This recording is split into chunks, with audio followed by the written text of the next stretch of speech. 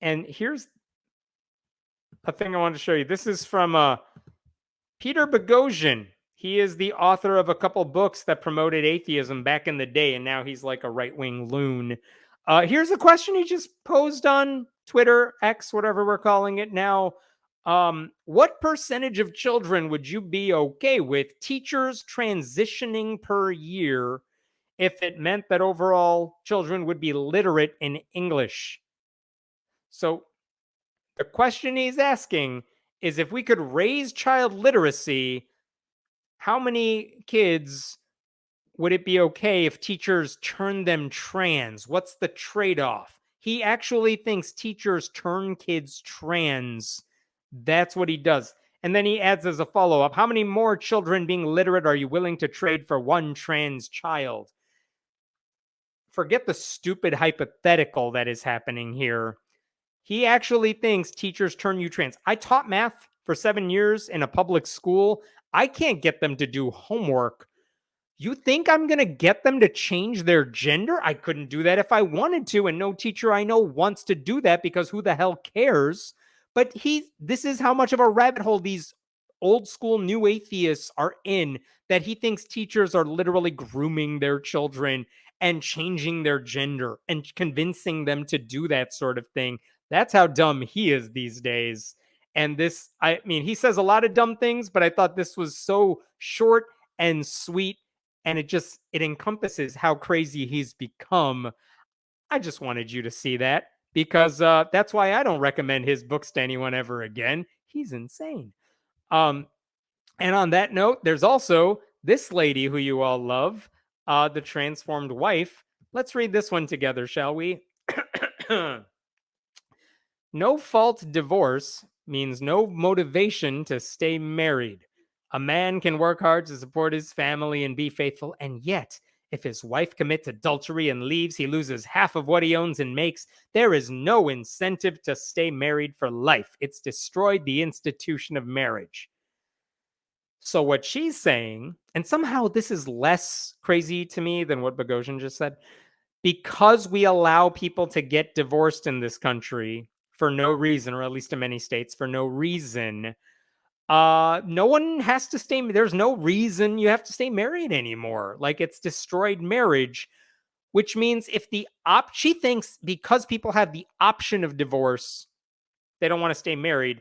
To which I would just say, if the existence of divorce is the only thing keeping you married, maybe there's a problem with your marriage, because I'm pretty sure people who want to stay married, they're not really threatened by the existence of no fault divorce. I'm trying to understand that logic. And then, of course, she's saying the wife is the one who's going to commit adultery and leave. And then how dare she take half of his stuff? Notice she doesn't say it the other way around, because that happens also quite a bit. What is the comment we have there while I pull up one last tweet, and then I swear to God we are done. Christian logic. Trans kids are mutilating themselves, and also Christians. Yes. So when's the next circumcision? You know what I always find interesting about those people? They're always like, no, children should not be allowed, if they're trans, they should not be allowed to have any gender affirming surgeries, because that would be a horrible thing. We can't allow them to do that, even though very few kids have surgeries at that age. And yet there are plenty of high school girls who have breast implants when they're in high school before they turn 18. That's a legal thing. They do that. And yet I don't see the same outrage about them mutilating their bodies to enhance what God gave them. That doesn't seem to come up in those Christian rights circles. One more for you from our friend, the transformed wife over here. This one made me laugh a lot. We didn't vaccinate our children, nor did we get the COVID vaccine. We don't have an electric car or solar panels. We eat steak, eggs, and butter. We don't trust the government, nor do we trust most of doctors' advice to stay healthy. We also don't live in fear. Read Psalm 37, which whenever she has a tombstone, I want this tweet plastered on there. I don't get the bragging about we don't vaccinate about anything, apparently. Like polio, who cares? The MMR, who cares? Like, these people just, vaccines are bad. I don't know why. They just think they're all evil. They went from COVID vaccine is bad for reasons that are dumb to all vaccines are bad, and now measles are back everywhere. Like, please, when they're available near you, go get your flu shot, go get your COVID booster, whatever you need to get. But then at the end, nor do we trust most of doctors' advice to stay healthy. Like, I get why you might not want to trust the government. There's reasons for that, but I don't trust doctors' advice. Why? This lady has a tumor in her head, I believe. Like, she has to deal with doctors. You know why I trust doctors? Because they study the stuff I'm going to them to see. Whatever I'm seeing them about, they're supposed to know. I have to put my trust in them because they know better than me. And if they say something and I'm like, oh, I don't like that, whatever, I still should listen to them because they're the experts.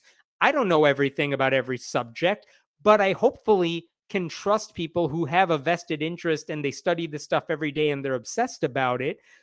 Doesn't mean you trust all of them. It means if everyone seems to think, yeah, this person knows what they're talking about, they develop a reputation. You can trust them. To just say, no, we don't trust most doctors' advice to stay healthy. What do you think they're doing? That there's some conspiracy to hurt you? They don't get paid for you to be sick. They will help you. Like, they're not getting paid to hurt you. There's plenty to criticize about the way doctors' offices are run and the way healthcare works in this country and pharmaceutical companies and all that. And I'm right there with you. But if you think most doctors are out there not to help you and they're giving you bad advice, like, you're going to be screwed and your kids are going to be screwed real soon.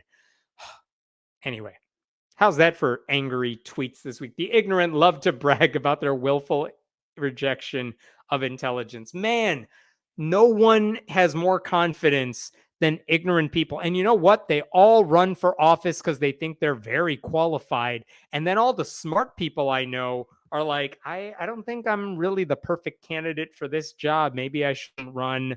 I don't study this all the time. Well, the idiot over there thinks they know everything and they're running as a Republican. So, like, maybe you should think about running for city council or school board or something.